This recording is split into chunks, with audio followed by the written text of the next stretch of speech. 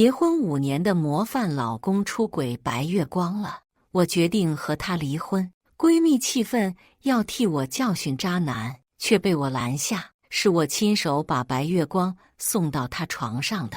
闺蜜，母亲打电话来骂我没用，你继父开车撞人了，需要100万，离婚记得多捞点钱。不了，我打算净身出户，之前借的钱也给我还回来。母亲，重生一次，咱们换个玩法，亲情长相守，真情在人间。大家好，我是秋兰，欢迎观看《真情人间》。左手刚摸上年轻弟弟的腹肌，包厢门就被人大力推开，静谧的室内一下子涌入外面嘈杂的声音。刚才那一点旖旎荡然无存，我支着软下来的身子，慵懒回头，对上裴锦成盛满怒火的眸子。身前的弟弟机灵地想抽身出去，下一秒被我拉住手腕，跨坐上去，感觉身后裴锦成的眼神快要把我瞪出洞来，可讲出来的话还是带着一股子温柔。阿宇，别闹，我看起来像是在闹吗？他动用关系把夜店老板领班全都喊来，站成一排给我赔礼道歉。我本着为难谁都不能为难打工人的原则，妥协下来，跟他上了车。裴锦成把空调调高温度，又脱下外套盖到我腿上，看我一言不发，他几次挑起话题，在又一个红灯时俯身过来，把我圈在座位和他中间，语气绵软，一点听不出来刚才还在生气。老婆，我错了，别不理我。重生一次，我越发讨厌他这副深情款款的样子。明明我都欺负到他头上了，怎么还只会撒娇求原谅？这样的男人要不得。回到家，裴锦成先去洗澡，我窝在沙发上边逗小狗跳跳，边给闺蜜赵静发消息：怎么才能离婚啊？谁要离婚？我。下一秒，赵静一个电话拨过来，一开口就是问我发烧了还是脑子坏了。谁不知道你家老裴是模范老公，平时把你宠上天，我可没少被你俩秀一脸。快和我说说，难道他出轨了？快和我说说细节，明天姐替你暴揍渣男。我摇摇头，是我出轨了。那边沉默了几秒，啊，出轨这是吧？其实也情有可原，毕竟一个巴掌拍不响，他闹着要和你离婚。我又摇摇头，没有，我想和他离。那你可不能被他找到出轨证据，不然对分财产不利，还可以趁他没准备尽快转移财产。跳跳，我也可以尽量帮你争取到。赵静是离婚律师，一开口就是一副胸有成竹侃侃而谈的样子。他也是唯一几个在上一世真心实意我好的人，只是结局有些凄惨。我想净身出户，能办到吗？那边沉默得更久了。你俩最好不是把我当成推的一环。在和谁打电话？裴锦成从浴室出来，我立刻换了一副口吻，对着电话那头，知道了，宝贝，我也好想你呀，你也早点休息呀。夹着嗓子说完后，我看着裴锦成脸色越来越难看，我抓紧时间给赵静发过去一条短信，让他最近没事别去隔壁市，注意开车安全，希望他能避开这一世的命运。裴锦成头发还没来得及擦干，此刻正皱眉看着我发短信不理他，头发正往下滴着水，看得人心烦。我随手拿起一块毛巾扔他怀里，擦干，别把地毯弄湿，转身往浴室走去，手腕被他攥住。我回头，他的眼神里全是隐忍的怒气，看我赤脚踩在地板上，他又心软了，从旁边拿来拖鞋，蹲下帮我穿好。起身时已经换上了温和的语气，降温了，记得把水温调高再洗。我径直走进浴室，没回头。赵静说她把我宠上天，这并不假。我们从校园到职场，从恋爱到结婚，大事上总是意见统一，小事上总是以我为主。仅有的几次吵架，也是我先挑起，他先低头认错，就当我是重生一次腻了吧，想要换个活法。第二天，裴锦成没去上班，我睡到中午才醒，坐到餐桌前，对着他忙了一上午做出来的饭菜说没胃口时，也没看见他有一丁点不开心的样子。老婆，你别生气，想吃什么告诉我，我再去做。真没劲。我无视他求和的笑脸，摆弄着手机。过一会儿传来敲门声，林宇豪靠在门口，被先冲过去的跳跳吓了一跳。跳跳看起来也不太喜欢他的样子，比平时叫得更凶。阿宇呢？你是谁？我是她男朋友。林宇豪对着裴锦成忽然恍然大悟。哦，这位就是前夫哥吧？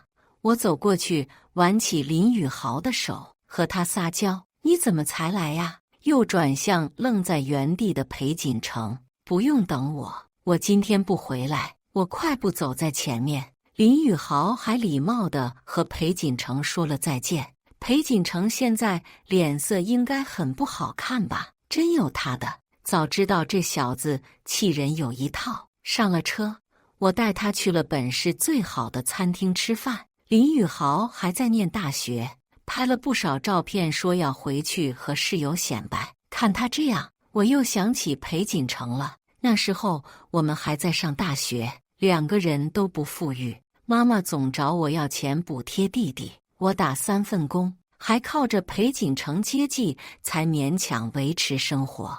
他有个室友有点小钱，经常送女友昂贵礼物，和女友去高档餐厅约会。裴锦成总是在看到他朋友圈后，闷闷地对我说，以后一定也要给我更好的生活。我说没事，我们本就不是出生在罗马的人，罗马也不一定适合我们。他当时抱着我，头埋在我颈窝，呼出的气体惹得我红了耳朵。他说，老婆你真好。后来我们成立了公司，房子越换越大，他送我的礼物也越来越贵，高档餐厅早就如同家常便饭。我们一起到了罗马，但我不能再奉陪了。今天是什么日子啊？前夫哥穿那么帅。林宇豪一句话把我拉回现实。结婚纪念日啊！他惊呼一声。阿宇，你确定要这么狠？你就不怕他恨你？你个小孩不懂。我故作高深，我要的就是他恨我。林宇豪摇摇头，默念成年人的世界真可怕。阿宇，在这呢。我靠在走廊末端，看着林宇豪一间一间找过去，终于停在门口向我挥手。我快步走过去，只听包厢里传来男人的声音，不对，你们给我掺水了。先生，不好意思，您这次消费的酒水全免单。服务生在一旁陪着小心，看我进去，自觉站到一边。裴锦成已经醉到不能站直，但还是认出了我。我接过林宇豪递过来的醒酒药，哄着他喝下去。阿宇，苦，不喝。裴锦成这人一喝醉就喜欢撒娇，挂在我身上当个人形挂件。我假装凶他，连哄带骗把醒酒药喂下去。林宇豪帮我一起抬人，一路上裴锦成嘟嘟囔囔说着，老婆别不理我，我给你买了礼物。说着就拿出一个手链套在我手上，是你之前说喜欢的那条，不喜欢明天我们再去买新的。林宇豪欲言又止，我白他一眼，让他好好开车。我扶着裴锦成坐在后座，听到他手机震动起来，发消息的是徐雨雨。裴锦成的青梅竹马，姑且也算是个白月光，说他最近回国了，有时间想见一面，这倒是给我开阔了新思路。第二天，我是被手机铃声吵醒的，一睁眼，裴锦成正趴在我身上，左手撑起身子，右手伸到我枕边够我手机。没预料到我忽然睁眼，他脸刷一下红了，似乎他也回忆起昨晚，两人都有些尴尬。他直起身坐在床边，我接起电话，电话那头传来我妈数落的声音：“怎么这么久才接电话？不会又在睡觉吧？”这个妈除了朝我要钱之外，就没关心过我的生活。之前我看不清楚，总念着亲情替他分担。重生后，我可懒得再惯着他。你赶紧起床，给锦城把饭做好，小心人家不要你。我想说，我巴不得他不要我，但是这话不能和他讲，于是应付着：“你爸爸呀，又撞人了，给你打电话也不接。要不是锦城给了20万，现在你继父还在看守所关着呢。快替我好好谢谢人家。”此话一出，我冷哼一声，看向裴锦城的眼神冷峻起来。我爸爸早就去世了，现在他口中的爸爸不过是我的继父杨更，一个老混蛋。妈，既然撞了人，就应该承担相应的责任。钱是锦城给的，我没同意，现在把钱给他打回去，不然我就报警。我妈似乎被我突如其来的转变搞懵了，半晌才回过味来：“是不是裴锦城后悔了，让你把钱要回来？你们俩家大业大，又不缺那点钱。再说了，也不是拿给别人，是给你爸爸，有什么舍不得的？你爸爸平时也总念叨着你们的。”我冷漠地开口打断：“首先，我爸早就死了，杨更没给过我一口饭吃，总找我要钱，还对我打骂，他算我哪门子爸爸？第二，这些年我们给他填的窟窿还少吗？冤大头做多了，以为我们真是傻子吗？2个小时内把钱打回来，不然把他赌博的事举报给警察。你也知道他没那么干净，万一警察再查出点什么别的，进去蹲几年是有可能的。”裴锦城冷静地听着我打电话，似乎也支持我的做法。以前的我太软弱，总顾念着血脉亲情，重生一次得让他们付出点代价。一挂断电话，就让裴锦城把手机拿来。他乖乖把手机交给我，看着我把他手机里我妈、我继父、我弟的手机号全都拉黑删除，以后不许给他们1分钱，也不要接他们电话。还有杨介，把他从公司开除，他就只会仗着他是我弟弟，在公司里胡作非为。我早就看他不顺眼了。裴锦城点点头，马上拿出手机给助理打电话，开除了杨介，然后来哄我：“你最近不开心？我只是想让拿了钱就别来烦你了。”我知道他的意思，我们以前都是这么做的。裴锦城一开始看我太累，也劝过我要不要反抗家里，但我说我想报答他们的养育之恩，他也就没再提过。这么多年，从小钱到大钱，不知替填补了多少窟窿，他们也变得越来越贪得无厌。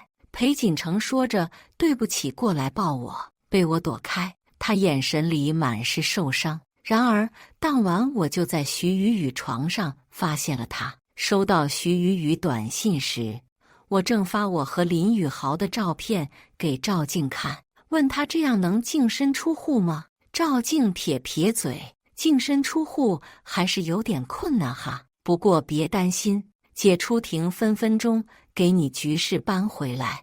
我是说，能让我净身出户吗？赵静问：“你为什么这么恨他呀？”我说：“因为我重生了，你信吗？”他不说话了，让我以后别后悔就行。我怎么会后悔呢？我开心还来不及呢。对了，最近别去隔壁市。挂断电话前，我忍不住叮嘱道：“奇怪了，你怎么知道我刚好有个案子委托人在隔壁市？我明天就得去一趟。”别去了，阿宇，我怎么觉得你最近奇奇怪怪的？赵静律师的职业特性注定了他会比别人敏感很多，可现在还不能告诉他那么多。这样吧，我现在全权委托你作为我的代理律师，24小时听候我安排，薪资随便你提，只听那边倒吸一口凉气，紧接着赵静夹着嗓子的声音传来：“大小姐，老奴任凭您差遣。”徐雨雨住得不远，我到的时候，距离他短信时间才过去10分钟。一进门我就开始骂，仿佛我对裴锦城爱得有多深，还忍不住推了徐雨雨一把。他跌坐在沙发上，眼圈一下子红了，小声啜泣着看向裴锦城：“锦城哥哥。”裴锦城本来一脸懊恼地坐在床上，此刻一下子站起身，对着我：“阿雨，你手没事吧？”徐雨雨，裴锦城，你别转移话题。我正了正神色：“你出轨了，被我捉奸在床，我要和你离婚。”那一瞬间，是我见过裴锦城最难堪的表情，仿佛被人一下子抽干了骨血。他定定地望着我，似乎想从我脸上看出一丝破绽，可我只是怒目圆瞪看着他，没有一毫犹豫。末了，他说：“阿雨，如果这是你想要的，我成全你。我联系赵静，帮我拟一份离婚协议，越快越好。我等不及，我净身出户吧，毕竟这样最快。”我对着赵静说道，眼睛却一直看向裴锦城，看他从哀伤变为愤怒，我开心不少。他终于控制不住情绪，冲过来攥紧我的手腕，想要把我捏碎一般。“你就那么爱他吗？”我笑了，笑得很好看。我说是，我一刻都等不下去了。裴锦城眼里的光一下子暗下去，我转身离去，没看到他泛红的眼。离婚后，我带着跳跳火速搬了出去。裴锦城还是给了我套小房子，但我没去那住，那是我们买的第1套房子，位置偏僻，户型也不好，还是老旧小区，但充满了回忆，是以后任何一套房子都比拟不了的。我们在这套房子里成婚，他见证了新婚之夜美好的誓言，在这里谈成了公司的第1个大单，生活开始渐渐富裕起来。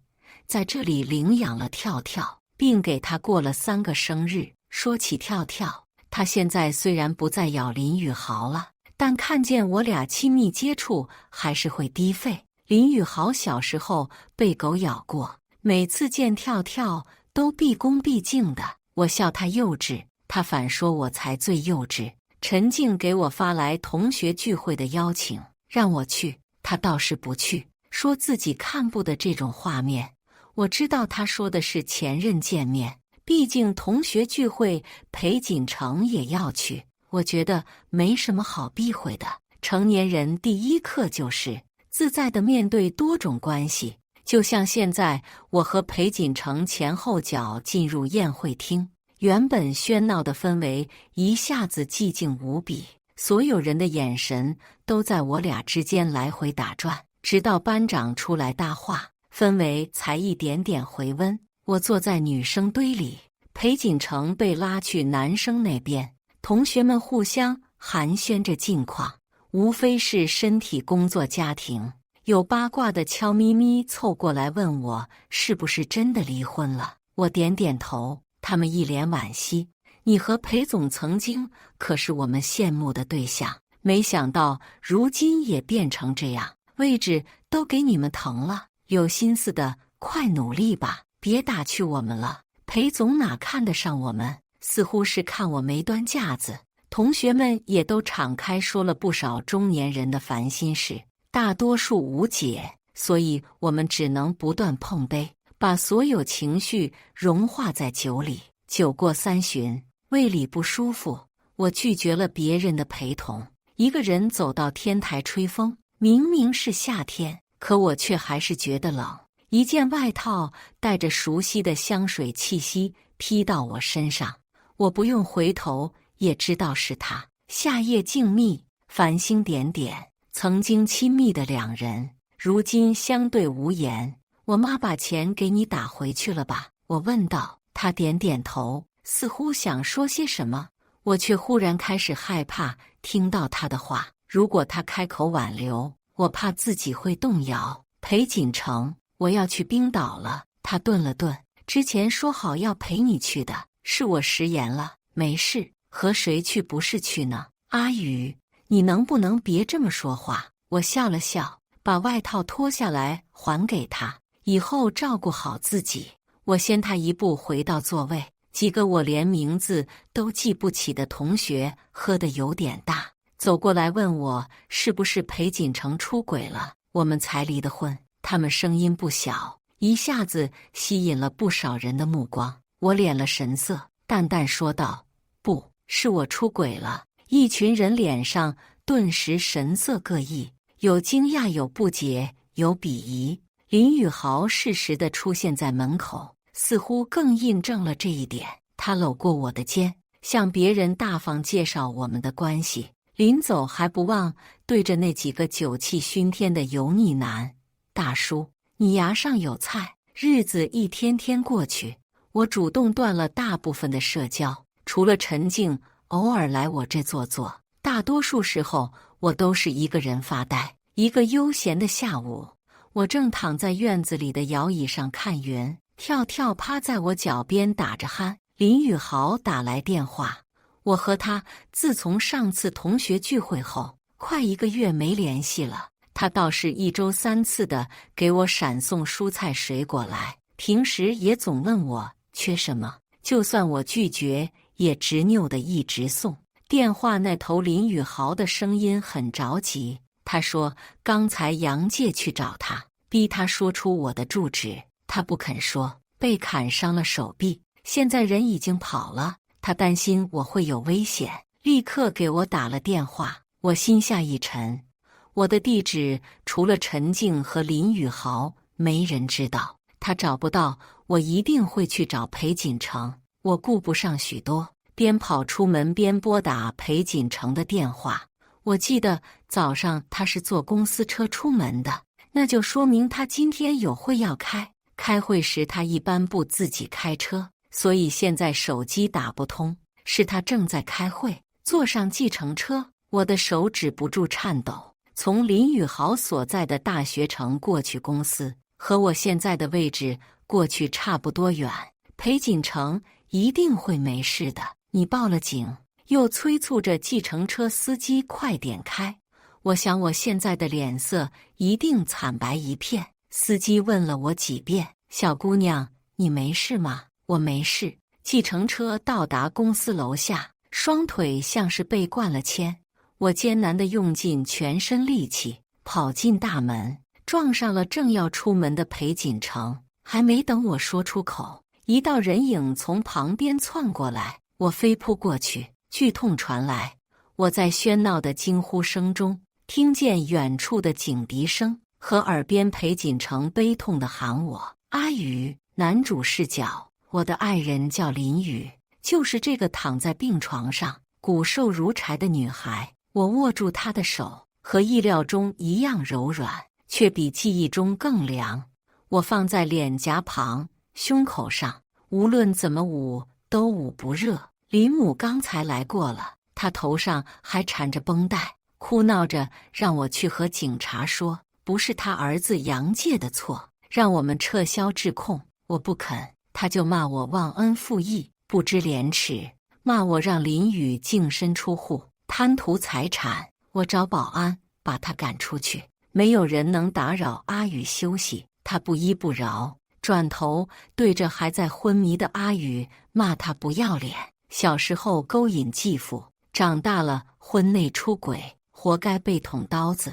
我受不了，冲上去给了他一巴掌。阿宇留在那个家是为了谁？阿宇总说只要妈妈能开心，自己苦点累点没关系，即使所有人都能误解他，林母不能。他只是被捅了一刀，又不会怎么样。林母被打了一巴掌，依旧嘴硬。他都快死了，你还不能放过他吗？我觉得自己一定哭了。我想不通，为什么所有的苦难都要降临在阿宇身上？怎么可能？林母忽然慌了神，踉跄着向后退去。一旁的赵静早就看不下去了，要不是不想在病房闹得太难看，她一早就冲过来打人了。肝癌晚期本来就时日不多，又被捅了一刀。他能醒过来都是奇迹。林母愣原地，过了一会儿，他发疯似的冲向裴锦城，几个保镖都没拉住。我女儿要是死了，也是被你害死的，你得赔钱给我，赔钱给我！我感到眼睛酸涩，右手紧握成拳，止不住的全身颤抖。你女儿都要死了，你想到的就只有钱吗？我一招手，几个保镖走过来，把林母拖了下去。本来打算对林母手下留情，可现在没必要了。阿宇总说他妈妈是很好的人，只是和杨更结婚后才顾不上他的。也许从一开始他就过得不好。我还记得第一次注意到林宇是在老师办公室，我是班长，经常被老师叫过去，而林宇则是3天2头请假，成绩也差。班上关于他的风言风语不少，可他好像充耳未闻，每天都很累的样子，也很少在学校吃饭。我对他忽然很好奇，就像每次我回头，总会看见他同时低下的头。他对我也有兴趣的吧？有一次他没吃午饭，我买了一份饭给他，怕他不肯收。我说这是为了班级平均分，不饿肚子才能提高成绩。不然咱们班平均分一直被拉低，我这个班长也不好做，他才肯收下。直到我看到他在路边摊打工，杨更喝得醉醺醺来找他要钱，他没钱给，就被甩了2巴掌。路边那么多人，没人帮他，哪怕说一句话。我冲过去赶走了醉醺醺的杨更，又带他去医院，和他说可以报警告他家暴。他摇摇头，我不给钱，他就会去打我妈。我妈是我唯一的亲人，可是阿宇，真正爱你的人怎么会看不到你在受苦？也是在那一次，我知道了他和我一样都是罕见的熊猫血。太好了，万一遇到危险，我们还可以相互输血，挽救对方生命。当时只觉得开心，没想到一语成谶。敲门声传来，林宇豪推门进来，胳膊上缠着绷带。姐夫，堂姐好点了吗？林宇豪是他堂弟，我早就知道，他总是这样，有了事情自己扛，以为自己漏洞百出的演技能骗到我。我其实一次都没被骗过，他们相似的面孔只是其次。从最初我就不相信林宇会爱上别人，我最清楚他是怎样的人。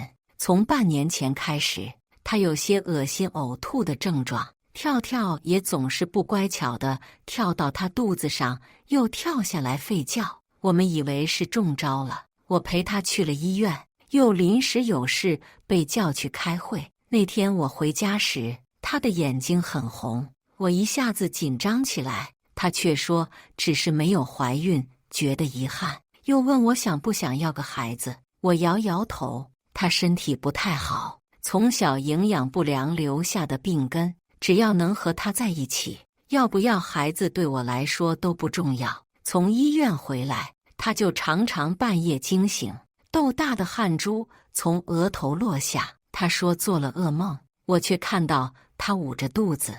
我想过很多种可能性，唯独没想到是肝癌。我找到他，想问问他为什么不能信任我、依赖我，为什么不能直接和我讲。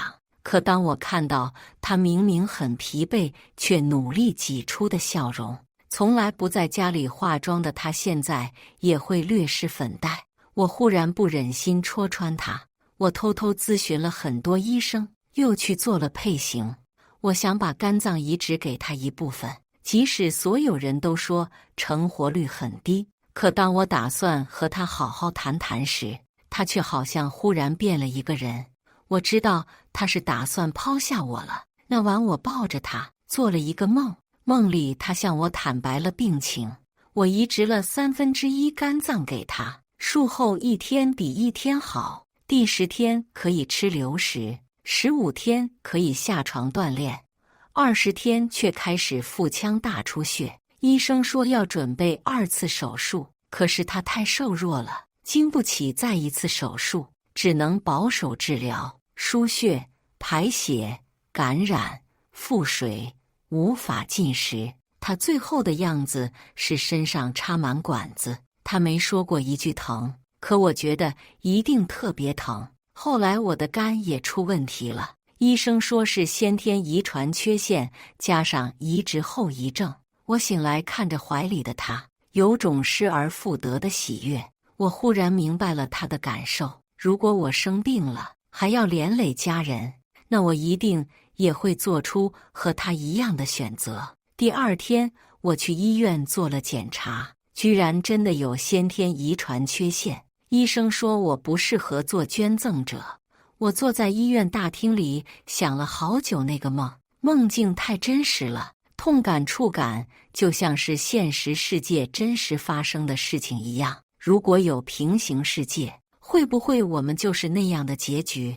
在酒吧找到他的时候，他正趴在陌生男人身上，见我来了，更加肆无忌惮，好像生怕我不生气。我装作生气的样子，可却发现自己一点重话都讲不出。阿宇，别闹，穿这么短的裙子，包厢空调开这么低，等下又要肚子疼。我叫来老板领班，还特意把服务生都叫来了，让他们给阿宇赔礼道歉。果真看他神色犹豫起来，似乎于心不忍，狠狠剜我一眼后，他不情愿地跟我上了车。我打开空调，把外套给他披上，看着他妆面下掩盖不住的泛白脸颊，我心疼得不行。我想让他笑，不要总是一副心事重重的样子。于是我说：“老婆，我错了。我总说我错了，因为我确实错了。我错在没早点发现他的病情，更错在即使到了现在还让他为我担心。我应该顺着他来的。”从浴室出来，他立刻换了语调。我看他明明不舒服，还要和陈静讲电话，有点不开心。他递给我毛巾，装凶让我别弄湿地毯。我假装没看见他眼神里的关切，又不穿拖鞋踩在地板上。我帮他穿好，他的脚腕比之前更细了。我忍住泪水起身，降温了，记得把水温调高再洗。当天晚上，我接到了林母的电话，她声音假惺惺地问我们最近身体怎么样。我说实话，有点懒得理她。可阿宇最在意他妈妈，至少这段时间要让她安心才行。所以我给了钱，20万换他们安安静静。最后这段时间，不希望他们再去打扰阿宇。第二天是结婚纪念，我早早起来，准备好饭菜。都是适合病人吃的清淡家常菜。阿宇变得越来越嗜睡，我安心等他醒来。他和林宇豪走的时候，我很生气，什么东西都没吃，简直太不爱惜自己的身体。我悄悄开车跟着他们。林宇豪还算关心他姐，第一站就去了口味清淡的餐厅。我坐在角落，默默看着他们吃完。他今天吃了不少。林宇豪不知说了什么，逗他笑了好几次。我心情略微好转起来。下午我继续跟着他们，看他们先去了医院拿药，又做了化疗。病房外，我找到林宇豪，他似乎很惊讶我已经知道了。姐夫，你别生气，我姐只是想让你安心。我也劝过他接受移植，可是没有合适的配型，用你的他又不肯。虽然我觉得和他死在一起没什么不好，可如果他的愿望是让我安心，那我想成全他。我告诉林宇豪，我会去城东那家夜店，让他把阿宇带过去。阿宇果真去了，还提前吩咐服务生把我的酒里掺了水，还提前买了醒酒药给我。阿宇，你还是这么心软，我多想抱抱他。于是我借着酒劲抓着他，不肯松手。我那天是真的有点醉了，不是为了演戏让他安心，是我真的想借酒消愁。我的阿宇，我还没来及的陪你度过一生，我怎么舍得放你走？我把早就买好的手链给他戴上，他似乎很喜欢，大概是觉得我喝醉了，他没有隐藏情绪，眼睛弯弯地笑着。忽然好想把这世界上所有的宝物都送给他。我们明天再去买新的。我靠在他身上，他轻柔地抚摸着我的脸，即使喝醉了，我也能看出他的眼神有多么深情。我又不想放手了，我好想告诉他，我愿意和他一起死，但我怕他会伤心，所以再等等吧。回到家，我借着醉意把他拽进怀里，两个人一起陷进沙发里。我太想他了，想念到即使他就在我身边，也会担心。我生怕弄疼他，可他还是哭了。到最后，我俩的泪水都像断了线一样止不住。我在他耳边一遍遍地说我爱你，我们要永远在一起。第二天早上，他的手机响了好几次，都被我摁掉了。钱我已经给了，打不通他的电话，应该就会给我打。我不希望阿宇在这么脆弱的时候还要接受家里人无止境的要钱和压力。可就在我去客厅拿手机的间隙，电话又响了。我急忙忙跑回来，够手机时，他醒了。我好像一下子脸就红了，直起身坐在床边。出乎我的意料，这次他没有再纵容林母，甚至说要把钱还给我，不然就报警。打完电话，他似乎还不放心似的，让我把手机给他。我看着他把他家人电话全都拉黑删除，告诫我不能再联系，更不能给钱。我想告诉他，我都是看在他面子上才纵容了他父母这么多年。既然他想清楚了，那我自然会和他站在一起。都说人生中除了生死别无大事，不知为何，此刻我觉得他像是经历了生死大事一般，大彻大悟，杀伐果断。当然，如果这个杀伐之中不包括我，会更好。我不知道他是怎么说服徐雨雨的。徐雨雨联系我的时候，我还以为他只是碰巧回国。小时候我们一起长大，但后来他随父母移民，我们早已多年未见。如果说还有什么感情，那也是一起忆往昔，绝无半点旖旎。所以在他说他喜欢我时，我甚至忍不住笑了出来。阿宇让你这么说的。他犹豫半晌，还是承认了。你早就知道了。对，他还准备了酒，让我们，倒是想得周全。我低头苦笑。他问我想过以后吗？我说没了他，我哪还有以后？林雨来得很快，虽然早知道有这么一天，但当他说出离婚时，我还是止不住的难过。我看着他，总觉得他在离我越来越远。阿宇，如果这是你想要的，那么我成全你。离婚时，他找来律师闺蜜，想要把财产全都给我。我坚持了好久，他才终于收下一套小房子。那是我们买的第一套房子，偏僻破旧，但我知道他和我一样喜欢那里，因为那里有我们从两个个体到组成一个家的回忆。也许是故意的，他没删我好友，还总在朋友圈里上传他和林宇豪的合照。照片中他又瘦了，精致的妆容也难掩疲倦。看来今天闪送要多加些营养品一起送过去了。林母给我打过不少电话，跟我求情，想不还钱。我说不还钱就法院见。他又说要去找林宇，让我把地址告诉他。我说林宇和我离婚是净身出户，他没钱给你，我也不知道他住在哪里。